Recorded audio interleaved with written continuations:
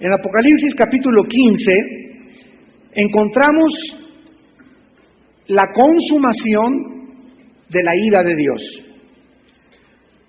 Nosotros hemos visto que, por ejemplo, vamos a Romanos capítulo 2 para comenzar a tener una plataforma teológica y escatológica acerca del tema que vamos a desarrollar. En Romanos capítulo 2, el apóstol Pablo habló claramente para que nosotros comprendiésemos una verdad inequívoca que no debemos jamás olvidar. Dice en Romanos capítulo 2, versículo 3, y piensas esto, oh hombre, tú que juzgas a los que tal hacen y hace lo mismo, que tú escaparás del juicio de Dios, o menosprecias las riquezas de su benignidad, paciencia y longanimidad, ignorando que su benignidad te guía al arrepentimiento, pero por tu dureza y por tu corazón no arrepentido. Y esto es lo que nos interesa: atesoras para ti mismo ira. ¿Para cuándo? Y aquí vemos, ¿verdad?, que en el capítulo que vamos a estudiar ahorita se consuma esta ira santa de Dios. Y aquí dicen Romanos que todas las personas en el mundo que pecan y no se ponen a cuentas con Dios y tratan de encubrir su pecado, como dice Proverbios 23, el que guarda su pecado, el que encubre su pecado, el que quiere tapar su pecado, el que quiere esconder su vida doble. Si tú eres alguien que nos escuchas o por la televisión, que vives una vida doble, o sea, que tú eres cristiano, pero que tienes pecados debajo del colchón ya desde hace mucho tiempo. Puede ser adulterio, puede ser fornicación, puede ser robo, puede ser muchas cosas que has estado guardando durante meses tal vez debajo del colchón. Puede ser borracheras, puede ser el uso o el abuso de drogas. Y llega un momento en que dice la Biblia que todos esos días, semanas o meses que tú vas guardando esos pecados, vas acumulando al mismo tiempo, por el autoengaño y por lo perverso de tu corazón que te engaña, vas acumulando para que llegue un momento en tu vida en la que Dios dice basta. Y de este momento y de este día y de esta hora no hay nadie absolutamente que se escape. Ya el profeta Ezequiel en el Antiguo Testamento dijo: tus pecados te alcanzarán. O sea que esos pecados que vamos dejando en el pasado y que no arreglamos nuestra vida con Dios y comenzamos a dejarlos ahí y los comenzamos a dejar ahí y desde luego pues que seguimos pecando en otras áreas, todos esos pecados como un trampolín de repente hacen esto, brincan y te caen encima porque son como un monstruo, son como una plaga, y cuando nos alcanzan esos pecados es porque Dios determinó que hasta ahí íbamos a llegar. Porque Dios, dice la Biblia, no puede ser burlado. Regresamos a Apocalipsis 15 porque este es el tema de este capítulo. Nuestro tema es la consumación de la ira de Dios. Los capítulos 15 y 16 son como una misma unidad, porque los dos describen dos aspectos de la misma serie de eventos que van a comenzar a desarrollarse de aquí en adelante en el libro de Apocalipsis. Comienzan a describir los últimos 7 juicios de la ira de Dios. Recordamos que la ira de Dios comenzó con la 7ª trompeta, que se encontraba en el 7º sello. Y de aquí en adelante vemos que esa ira de Dios se va a desatar. ¿Y qué es la ira de Dios? Ya lo estudiamos. Es la reacción justa y santa de un Dios santo ante el pecado. O sea, que la ira de Dios es la forma como Dios reacciona ante el pecado. Dice en 1 de Juan 4, y en esto consiste el amor, en que Dios envió a su Hijo en propiciación por nuestros pecados. Y esa palabra propiciación que se usa ahí en 1 de Juan 4 significa, en esto consistió el amor, en que Dios envía a su Hijo a absorber la ira de Dios en contra de nosotros. Dios dice, tú has pecado y yo necesitaba castigarte. Quiero decirte que te amo y te voy a demostrar por qué te amo. Ahora, en lugar de castigarte a ti, castigo a mi Hijo Jesucristo. En esto se mostró el amor de Dios, que es Jesús el que recibe en la cruz del Calvario la ira que tú y yo íbamos a merecer. Y ya encontramos en Romanos 5, en 1 Tesalonicenses 5, que a los cristianos Dios ya no nos ha puesto para la ira, sino para alcanzar salvación por medio de Jesucristo. Y esto habla de esta ira que al final se consumará, en la cual nosotros, la iglesia, ya no vamos a estar. Sin embargo, en la vida del cristiano, como dice en Colosenses 3, 5 al 8, la ira de Dios viene sobre los hijos de desobediencia que viven en inmoralidad. Si alguien quiere hacer de veras enojar a Dios, los pecados de inmoralidad son los que inflaman el corazón de Dios y Dios tiene forzosamente que castigarnos. Bueno, vamos a ver nosotros en el versículo 1 que se nos comienza enseñando otra señal grande y admirable que ve el apóstol Juan. Cuando se menciona otra señal, esta palabra otra significa otra de la misma clase que las anteriores que ya estudiamos, ¿verdad? En el capítulo 12. ¿Se acuerdan ustedes en el capítulo 12 que comienza diciendo, apareció en el cielo una gran señal? Y luego el versículo 3, apareció otra señal en el cielo. Es una mujer vestida con la luna, el sol, etcétera, etcétera, y la otra señal es Satanás. O sea, estas dos señales representan la guerra espiritual, que desde el nacimiento de Jesús se incrementó e irá aumentando e incrementándose hasta antes de la segunda venida de Jesucristo.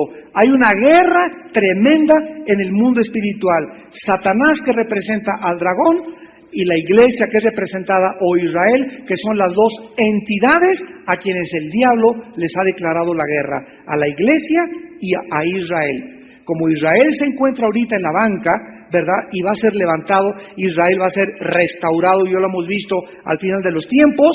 Ahorita es importantísimo que nosotros tengamos carga también por la nación de Israel y predicarles al mayor número de judíos que podamos alcanzar con el mensaje de Yoshua HaMashiach. Entonces, dice la Biblia, viene esta tercer señal. Y después de mostrarnos la guerra espiritual en el capítulo 12, vemos finalmente que esta última señal, ¿qué cosa es?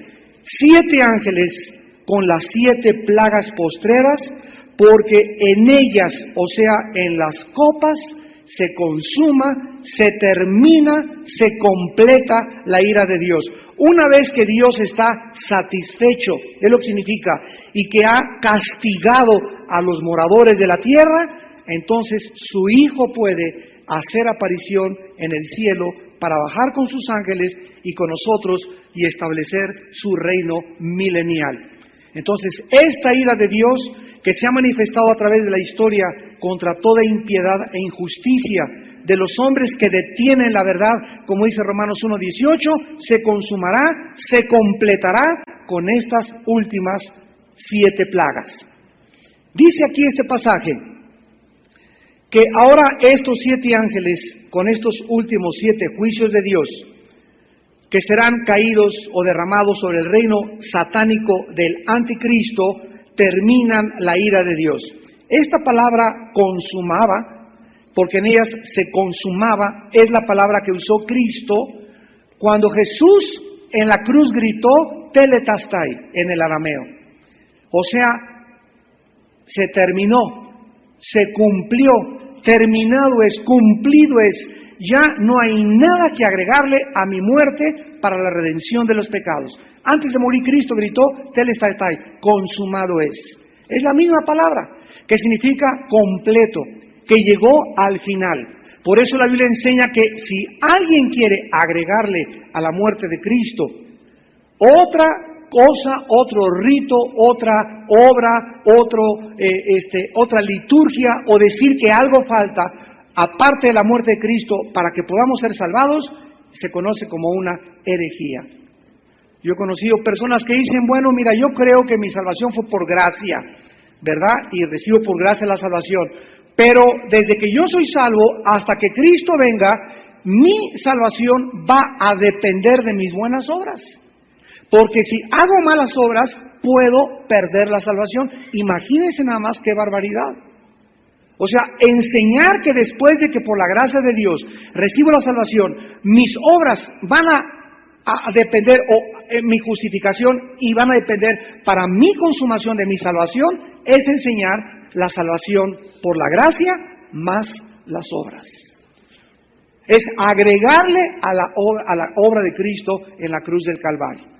Y Jesús nos dice que estamos completos, dice Colosenses, en Cristo Jesús. Cuando tú recibes a Cristo, murió por mis pecados pasados, presentes y futuros.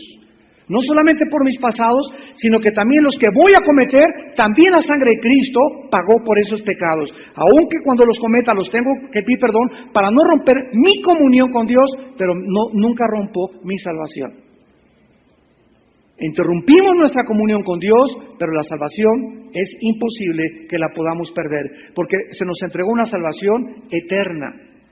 No se nos dice, les doy vida temporal y voy a esperar a que si se portan bien, les quito la salvación, sino que Dios nos da una salvación eterna, entramos al reino eterno de Jesucristo el momento que recibimos a Cristo, y nada ni nadie nunca nos podrá separar de su amor. Nos va a disciplinar el Señor y nos va a zarandear, pero la salvación no puede depender de ningún mérito humano, ni antes ni durante la santificación. Es una cosa importantísima que debemos de asimilar. Ahora bien, dice en el versículo 2 al 4, que una vez que se anuncian estas 7 plagas, donde se completa, donde va a terminarse ya la ira de Dios, el apóstol Juan vio también un mar de vidrio mezclado con fuego. Quiero que vean ustedes en el capítulo 4 de Apocalipsis el mismo mar, pero con otra semejanza. Dice en el capítulo 4, en el versículo 3, el aspecto del que estaba sentado era semejante de piedra de jaspe, de cornalina, había alrededor un trono como arcoíris, semejante en aspecto a la esmeralda. Versículo 6, y delante del trono había como un mar de vidrio semejante al cristal. La Biblia describe el trono de Dios como un ser sentado, y enfrente de él hay algo limpio, totalmente transparente, puro, que está representando precisamente eso, la pureza de la santidad de Dios. Dios está rodeado de pureza. Dios es luz y ningunas tinieblas hay en él. Pero en este aspecto, o en este retrato del capítulo 4, el mar de vidrio no estaba mezclado con fuego. Y regresamos al capítulo 15 y Juan ve este mar de vidrio, pero ahora dice mezclado con fuego. ¿Por qué? Porque aquí estamos viendo que la santidad y el fuego, que significa la justicia de Dios, van los dos mezclados. Dios tiene que derramar juicios y Dios tiene que castigar, porque detrás se encuentra su santidad. La justicia de Dios es santa, la misericordia de Dios es santa, la fidelidad de Dios es santa. Justicia y juicio son el trono delante de Dios, dice uno de los salmos. Entonces, todos los atributos de Dios están relacionados con su santidad. Si yo quiero ser justo con mis hijos, escúchenme muy bien, antes, para poder ejercer justicia, necesito ser santo. Porque es la santidad la que me capacita para ser justo. Si quiero ser justo con mis empleados en mi fábrica, necesito ser santo para ejercer justicia.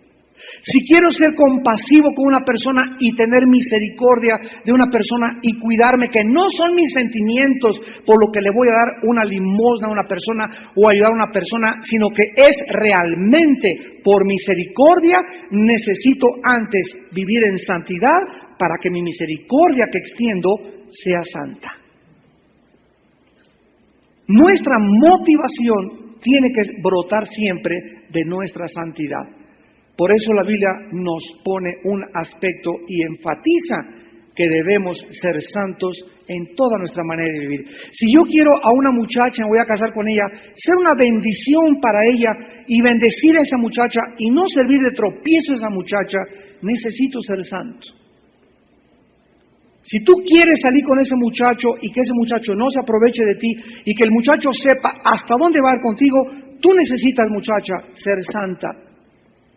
Y la santidad es como un escudo invisible a nuestro alrededor que nos protege, nos guarda, nos permite ver donde caminamos. Es como ponernos lentes así especiales, la santidad, y nos permite ver a dónde vamos. Nos permite ver los hoyos que hay, las trampas del enemigo, nos cuida de las trampas que Satanás nos pueda poner, nos permite ver a la gente y nos permite ver a la gente tal como es y no con la apariencia que la gente se acerca a nosotros. Todo eso hace la santidad. La santidad te hace que fluyas en los dones. De la santidad viene la palabra de conocimiento, de la santidad vienen los dones espirituales, la paz, el amor, el gozo, el fruto del Espíritu, viene precisamente de la santidad. Entonces Dios pone el énfasis en que el mar de vidrio representa su pureza, porque la santidad representa pureza, ¿verdad? Apartamiento totalmente, pero aquí está mezclado con fuego, porque ahora es una figura del juicio divino que procede, insisto, de la santidad de Dios. Por ser Dios santo, tuvo en la cruz que castigar a su Hijo Jesucristo, porque el pecado tenía que ser castigado. Ahora también se nos enseña, ¿verdad?, que estas personas que aparecen ahí en ese mar, arriba en el cielo, dice Juan en tercer lugar, y los que habían alcanzado la victoria, o sea, todos los mártires, los cristianos, que murieron a manos de la bestia y de su imagen, su marca y el número de su nombre, Juan los ve victoriosos. Los ve de pie sobre el mar de vidrio con las arpas de Dios. Esto es un cuadro maravilloso de un grupo de santos mártires que vencieron al anticristo. No se dejaron marcar, menospreciaron sus vidas hasta la muerte, no les importó el fuego de la prueba y finalmente los vemos en el cielo victoriosos. Y este es el mensaje que el Espíritu Santo nos quiere dar a nosotros en esta mañana. Jesús lo dijo claramente en Marcos 8:34-36, el que no cargue su cruz, el que no esté dispuesto a sufrir por mi causa, el que no esté dispuesto a identificarse conmigo en mis sufrimientos y en mi pasión, no puede ser mi discípulo.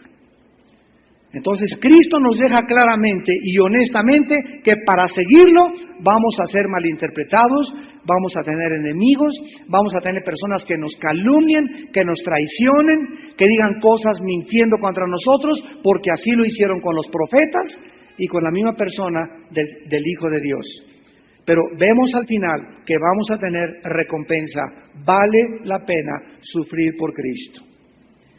Y tú tienes en esta vida, en esta única vida que tienes que tomar una decisión. O le das gusto a tus amigos o le das gusto al cielo. O le das gusto a tus compañeros de trabajo o le das gusto al Padre que dio su vida por ti en la cruz. O le das gusto a tu familia o le das gusto a aquel que pagó y abrió sus manos y derramó su sangre por ti en la cruz del Calvario. Si Dios es Dios y Cristo es Cristo y estás dispuesto a seguirlo, decídete y demuéstralo con tus obras. Porque la fe sin obras es muerta. Y vemos que está llegando el tiempo en la que no solamente vamos a ser probados por el fuego los cristianos, y ya estamos comenzando ahorita. Yo les decía ahorita a mis pastores, desde el 11 de septiembre, yo siempre lo dije, desde que esas torres gemelas fueron derrumbadas, ese día, 11 de septiembre, marcó un inicio de una transformación en nuestra historia. Creo que desde ese momento se va a intensificar, se está intensificando la guerra espiritual. ¿Quién está detrás del terrorismo islámico fundamental y radical? ¿Quién está detrás de de los enemigos que atacan a Israel no son los árabes ni los palestinos. ¿Quiénes son los que pusieron las bombas y los que se estrellaron en Estados Unidos? ¿Quién está matando en Sudán, en Indonesia, en los países islámicos fundamentales a los cristianos? Los poderes del mal que están intensificando su ataque contra el cristianismo, contra la nación de Dios y contra el país de Estados Unidos. No porque los americanos sean mucho mejor que ninguna otra persona, simplemente porque es el único país en el mundo que sostiene misioneros. Entonces, cuando hablamos de Estados Unidos, estamos hablando, ¿verdad?, de Hollywood, ni de los locos, ni de psicópatas que hay, ni el grupo homosexual, ni en Boston que ha legalizado el matrimonio homosexuales. Estamos hablando del remanente que hay en ese país que todavía sirven a Dios. Y ese remanente es el que representa, ¿verdad?, el movimiento internacional misionero del mundo. De esas iglesias en Estados Unidos que siguen siendo fieles a pesar de que bajan los fondos y las aportaciones del pueblo de Dios, siguen siendo fieles en sostener misioneros y obreros de tiempo completo en el mundo.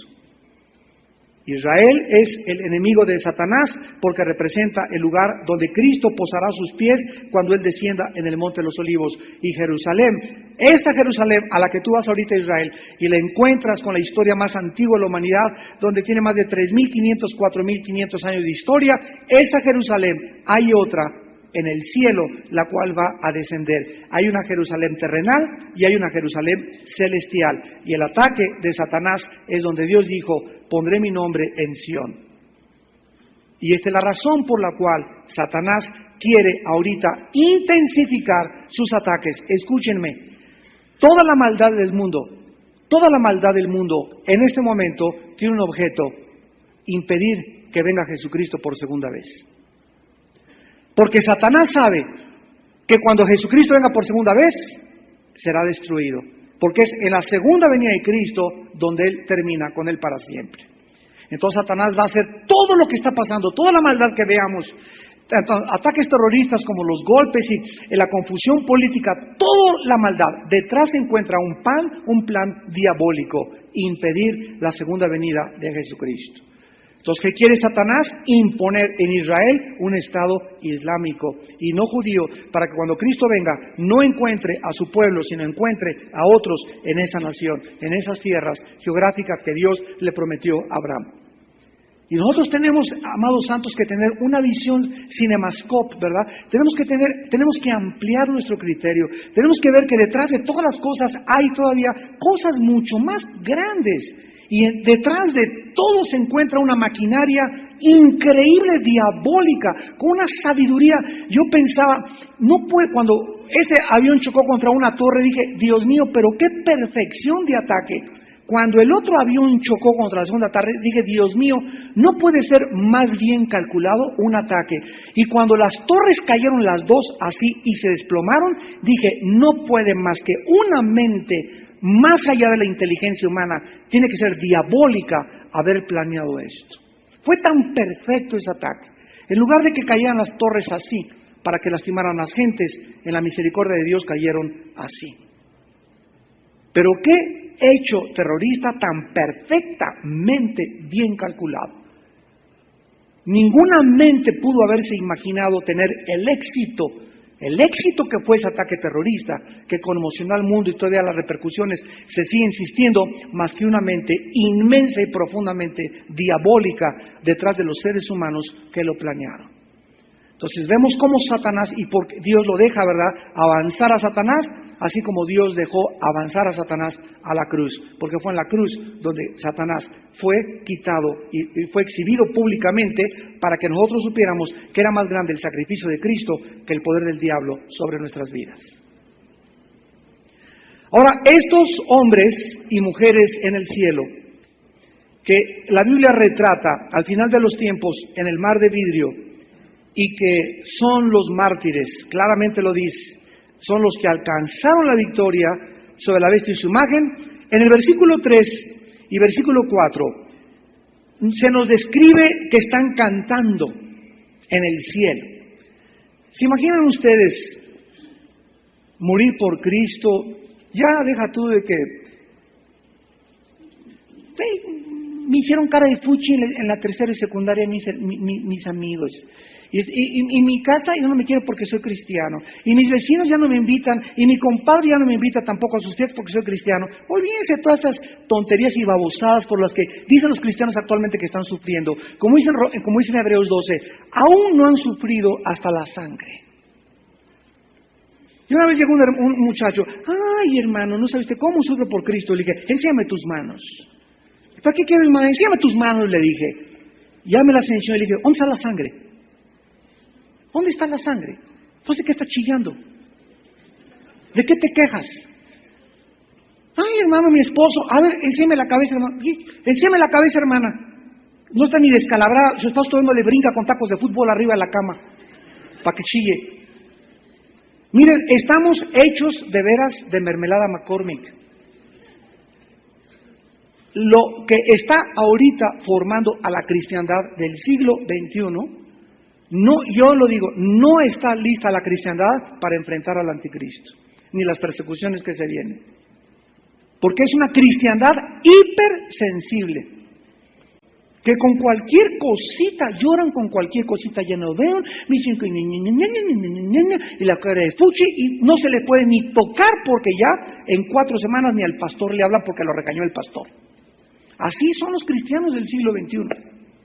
Ahora se imaginan nuestros hermanos durante 350 años allá en Roma, que se metían en las catacumbas y se escondían porque el que era cristiano lo mataban y lo echaban a los leones, y estar en un circo romano y estar oyendo a los leones que les hablan la reja, y todavía antes de que les hablan la reja, durmieron la noche anterior junto a las rejas de los leones, y durante toda la noche anterior a su muerte estuvieron tuviendo la oportunidad de arrepentirse y negar a Cristo, y pasar al otro día al Coliseo y el César decirles, les doy la última oportunidad, ¿quién es Dios? Si dicen que es Cristo, les abro la reja. Y ellos decían, tú no eres el Señor, es el Señor que está en los cielos. Y abrían las rejas y abrían los leones y se les aventaban encima y los despedazaban. Y no negaban a Cristo. ¿Y tú lloras porque te hicieron cara de fuchi? Ahora, estas personas que aparentemente, ay no, yo no quisiera morir como mártir, y yo no quiero sufrir por Cristo, la Biblia nos muestra en Apocalipsis que estas personas va a haber un tiempo en el que estarán cantando en el cielo. Y aquellos en la tierra que por su cobardía, porque es cobardía negar a Cristo, y por su falta de entrega y consagración, prefirieron el mundo y el aplauso del mundo y la gloria del mundo y el reconocimiento del mundo, y no quisieron perderse lo que el mundo les daba, el mundo lo recompensará. Ya tuvieron su recompensa, pero cuando mueran ellos, los que perdieron su vida por causa de Cristo, estarán cantando en el cielo, y ellos, los que amaron el mundo y fueron satisfechos con el mundo, estarán en el centro de la tierra, en el infierno. El que ríe al último, ríe mejor. ¿Qué escogemos? Ahí están los mártires cantando el cántico de Moisés, siervo de Dios, y el cántico del Cordero diciendo, grandes y maravillosas son tus obras. Veamos en el Éxodo capítulo 15, hay 2 cantos de Moisés en el Antiguo Testamento, y uno se encuentra en Éxodo 15 y el otro en Deuteronomio 32, pero el que está relacionado en el libro Apocalipsis con los mártires que están en el cielo es el de Éxodo 15, porque es el cántico que Moisés elevó cuando atravesaron el Mar Rojo. En Egipto el faraón desafió a Dios e intentó aniquilar a su pueblo. En Egipto el faraón. En los postreros días la bestia, el anticristo, repetirá lo mismo.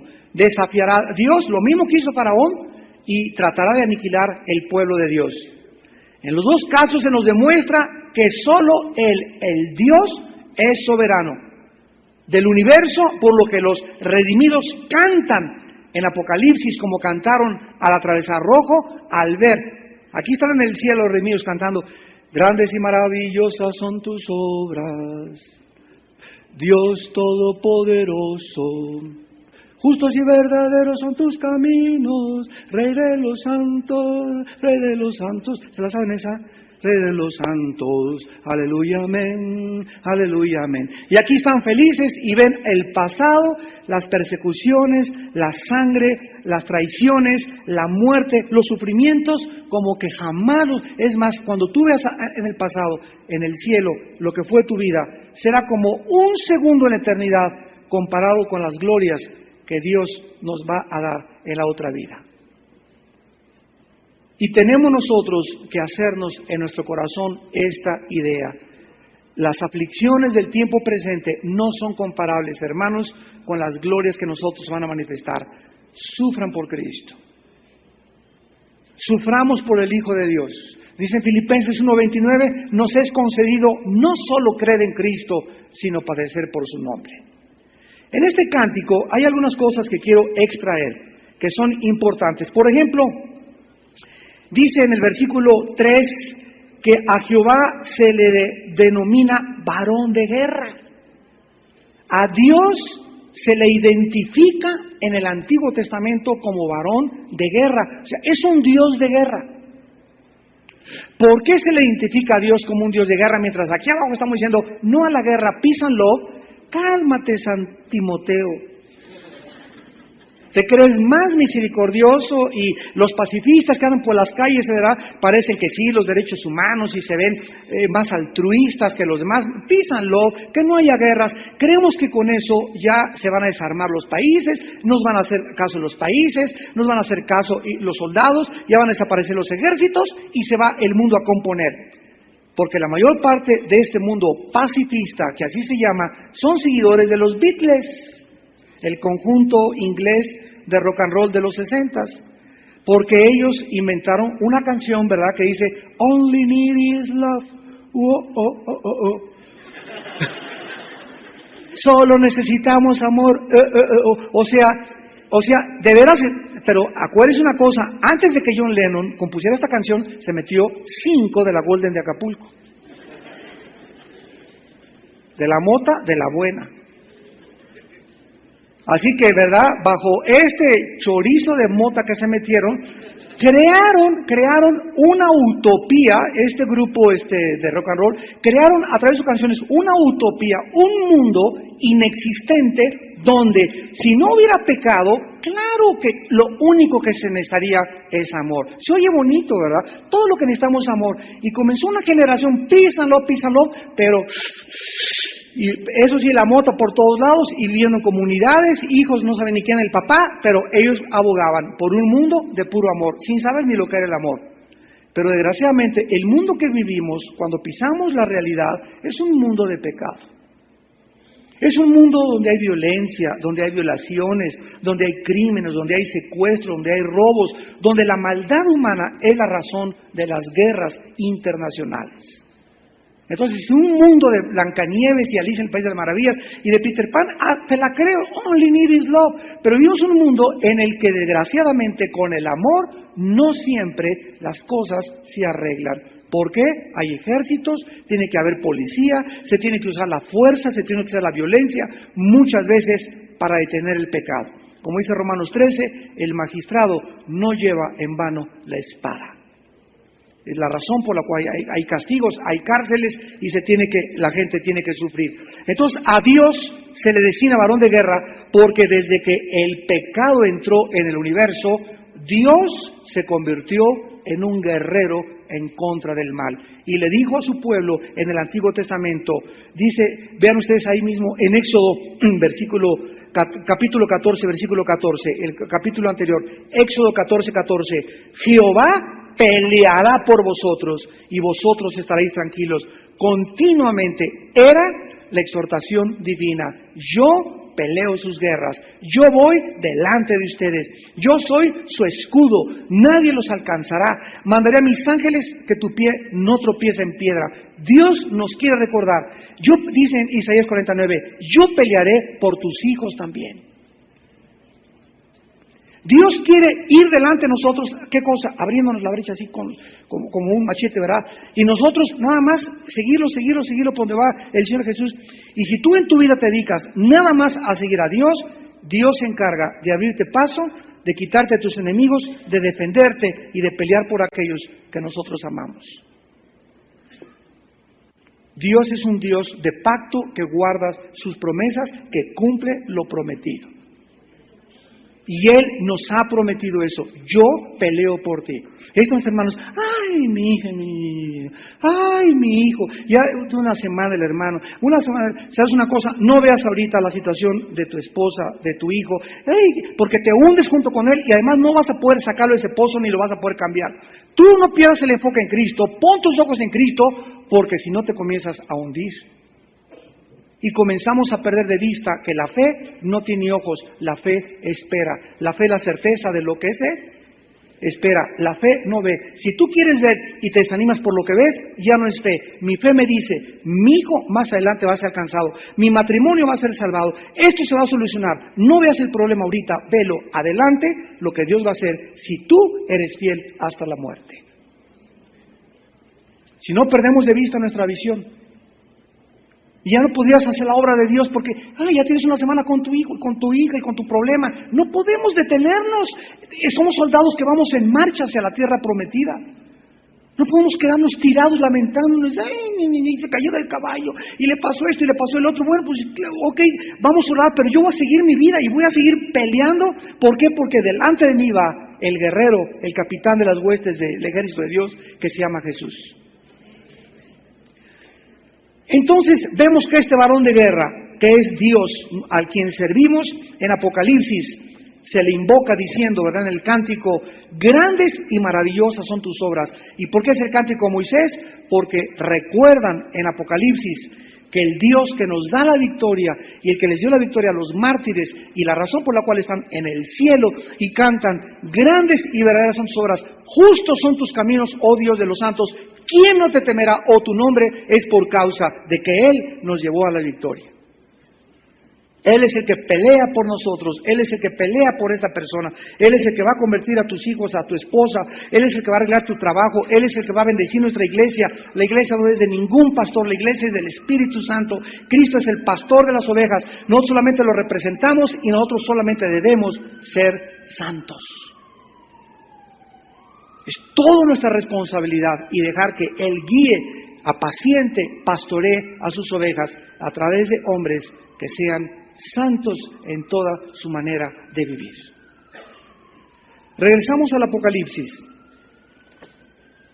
Y este canto no solamente engrandece, versículo 3, Apocalipsis 15:3, a Dios, grandes y maravillosas son tus obras, Señor Dios Todopoderoso. O sea, ahí cuando estemos en el cielo, estos santos pueden decir, Padre, grandes y maravillosas son tus obras, y mucha gente que está ahorita en la tierra no puede decir eso. Pero al final nosotros también lo vamos a decir, y más nos vale que ya lo comencemos a decir, grandes y maravillosas son tus obras. Y alguien puede llegar y preguntarte, ¿a qué obras te refieres? Inundaciones, pestes, terremotos, esto y el otro. Yo no le veo que sean grandes las obras de Dios. Es más, yo si fuera Dios no permitiría el mal. ¿Cuáles grandes y maravillosas las obras de Dios?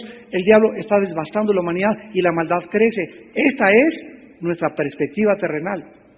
Pero cuando quitamos los ojos del mundo y los elevamos y ponemos en la Biblia nos saca de lo terrenal la Biblia.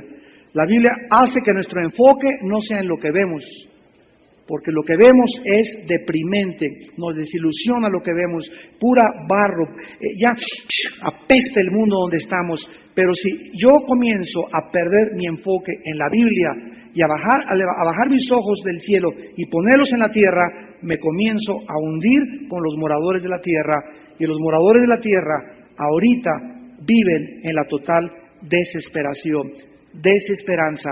Por eso usan drogas, alcohol, marihuana, cocaína, porque quieren escaparse. La realidad es tan devastadora y tan desesperanzante que el ser humano tiene que buscar algo para huir de la realidad de la vida actual en que viven. Y nosotros ya hemos salido, porque no somos del mundo, en el Espíritu.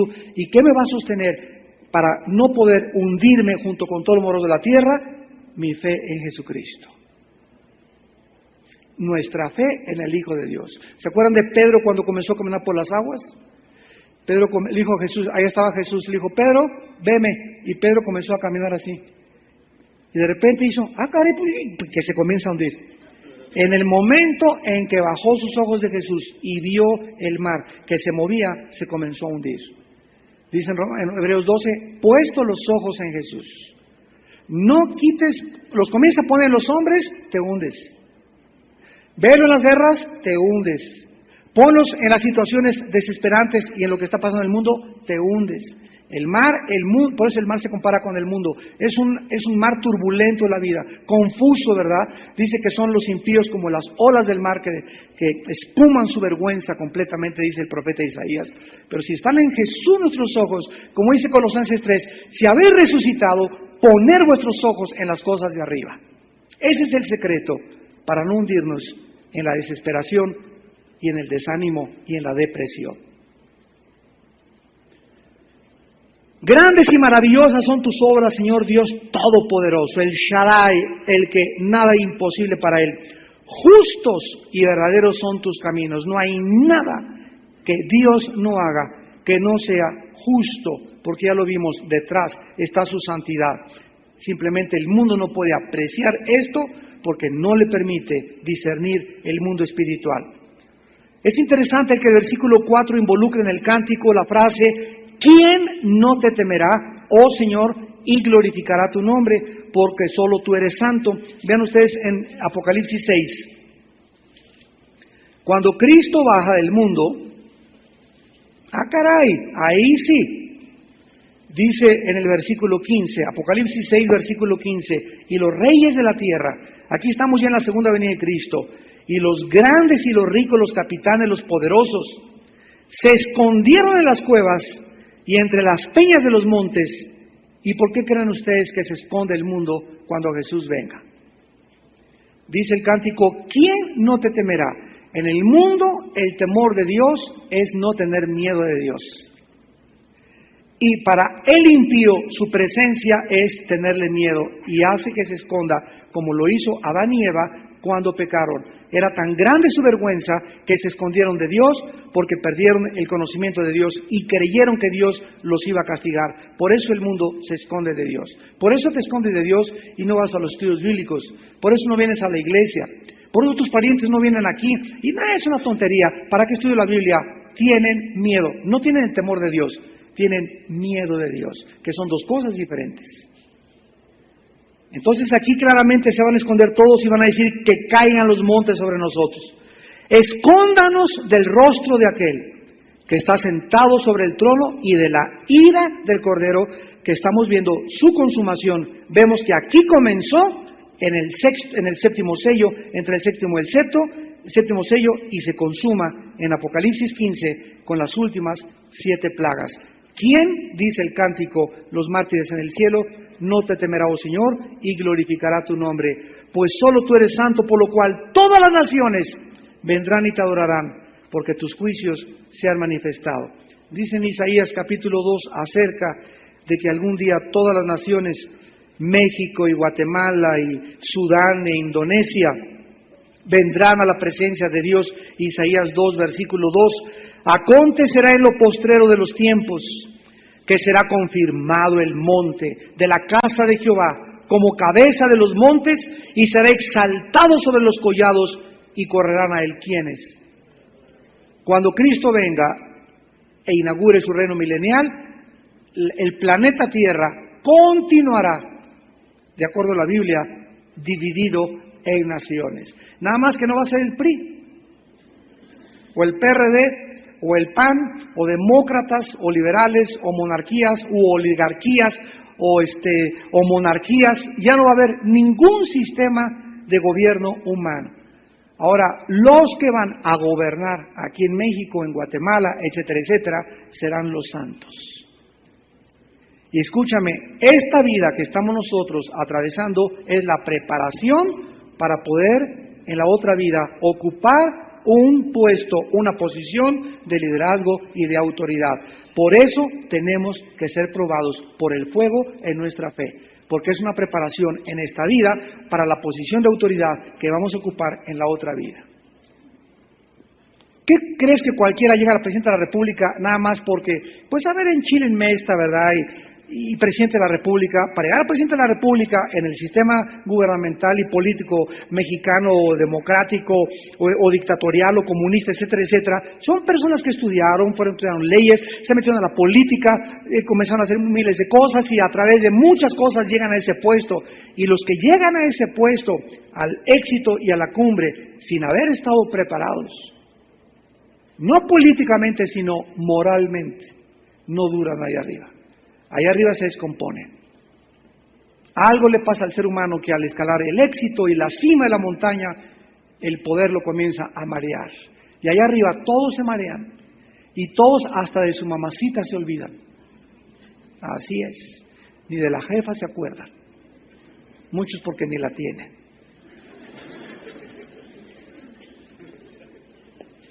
Pero vendrá el tiempo en que correrán a él todas las naciones, y vendrán muchos pueblos y dirán: vengan y subamos al monte de Jehová, a la casa del Dios de Jacob, y nos enseñará sus caminos. Caminaremos por sus sendas, porque de Sión saldrá la ley, y de Jerusalén la palabra de Jehová. Jerusalén, Sión, será el centro de la enseñanza internacional. Ahí estará Jesús, y junto a Jesús el rey David. La Biblia habla en muchas partes que David va a ser corregente de Jerusalén con Jesucristo. Y aparte de que haya cristianos que ocupen la presidencia de la República, no va a ser República, desde luego, ¿verdad?, de México, de las naciones, no sabemos tampoco el nombre de las naciones que existirán, habrá vicepresidente, ¿verdad?, habrá un grupo de cristianos en la Cámara de Senadores, habrá santos por todos lados, como dice en 1 Corintios 6. ¿Qué? ¿No sabéis que los santos van a juzgar el mundo? Y si hemos de juzgar el mundo, ¿no somos lo suficientemente sabios para juzgar las cosas de la iglesia? En el problema que había en 1 Corintios 6. Entonces, todo esto es una preparación, hermanos. Así como aquí en la vida hay muchos que no quieren escalar, ni quieren llegar a puestos, ni quieren ser líderes, así en la otra vida hay muchos cristianos que no quieren ir a la iglesia el domingo, la Biblia pues la leo de vez en cuando, y pasas a la otra vida, y tu química, tu física que aprendiste, tu carrera de psicología, nada te vas a acordar. Ningún conocimiento, ni tus ecuaciones, ni tu astronomía, ni tus premios Nobel, ni los puestos, ni los títulos académicos que alcanzaste. En la otra vida, lo único que nos llevamos, cuánto conocimos de Dios en la Biblia. Entonces vamos a llegar a la otra vida, a ver, al examen. Pancho Pistolas, pásele por acá. Y viene el examen, después de la tierra. 5 calificación, mándenlo, ¿verdad?, a servir. ¿Cuántos dones te di? Pues enterré mi talento, ¿verdad? Hágase un lado y serán avergonzados, dice en 1 de Juan. Cantidad de cristianos serán avergonzados. Y si tú crees que el cristianismo es solamente vivir aquí en esta tierra para ver qué beneficio recibimos de Dios, te equivocas. Porque Dios nos está preparando para la otra vida. Y terminamos en Apocalipsis. Y se abre el templo en el cielo, versículo 5, Apocalipsis 15, y del templo salen los ángeles con las plagas, y otro de los 4 seres vivientes le da las plagas a los ángeles, llenas de la ira de Dios, y el templo se llena de humo, por la gloria de Dios y por su poder, y nadie podía entrar en el templo. Estamos hablando del templo en el cielo, hasta que se cumpliesen las 7 plagas de los 7 ángeles que son enviados para que ellos puedan ser instrumentos de la consumación de la ira de Dios. Mientras los ángeles descienden a derramar el final del enojo y de la ira de Dios, a cumplir su misión, el templo arriba en el cielo, porque hay un templo, lo hemos visto, se cierra. Y ni siquiera las criaturas del cielo pueden salir del templo hasta que los ángeles en la tierra completen su misión. Esto significa solamente una cosa, que en este momento ya no habrá perdón. El último grupo de santos ya están en el cielo. Ya no va a haber misericordia ni compasión para ningún ser humano en esos momentos en este planeta. Dios cerrará ya sus oídos a todas las personas que le rechazaron y de todas las personas que se burlaron de él y de todas las personas que creyeron que podían vivir como les daba la gana. Ahora todos estos seres humanos serán atormentados por los siglos de los siglos. Hermano en Jesucristo, hermana en Jesucristo, Dios te ha llamado a la santidad, igual que a todos nosotros, y quiero hacerte una pregunta para despedirnos. Si tú te murieras en esta noche, ¿estás tú absolutamente seguro de despertar en la otra vida con una conciencia no culpable? ¿Te has puesto a cuentas con Dios ya en esta vida, en esta noche, de tus problemas matrimoniales, de tus problemas con tus papás? Y si no lo has hecho, hombre vano, dice la Biblia, ¿qué ignoras? ¿Que estás solamente acumulando ira? ¿Por qué no has ido ya a pedirle perdón a tus papás? Si tú te mueres, y te mueres sin haberle pedido perdón a tus papás, y eres cristiano, claro que no pierdes la salvación, pero en la otra vida jamás recuperarás lo que pudiste en esta vida haber hecho. Y en la otra vida no vamos a ser juzgados los cristianos en cuanto a la salvación, porque nuestro juicio ya fue en la cruz. Vamos a ser juzgados en cuanto a nuestras obras para pérdida u otorgamiento de recompensas. Y todas las posiciones de autoridad en la otra vida estarán relacionadas con nuestra fidelidad, nuestra consagración y nuestra entrega al Hijo de Dios. Si tú en esta noche, cristiano, murieras, ¿estás tú seguro que, y así van a pasar los días, es que yo no creo que voy a morir, es que así pasamos viviendo toda la vida, creyendo que vamos a llegar a los 60, a los 70, a los 80, y nuestra vida en cualquier momento, jóvenes, niños, adultos, viejitos, Dios te dice, vámonos a casa. Por eso prepárate, dice la Biblia, para encontrarte con tu Dios. ¿Estás tú seguro que vives una vida limpia delante de Dios hasta este momento? ¿Sabes algo? Dale gracias a Dios que no estás muerto. Porque si estuvieras muerto, no podrías hacer la decisión que puedes hacer a continuación en esta noche. Inclinemos nuestra cabeza.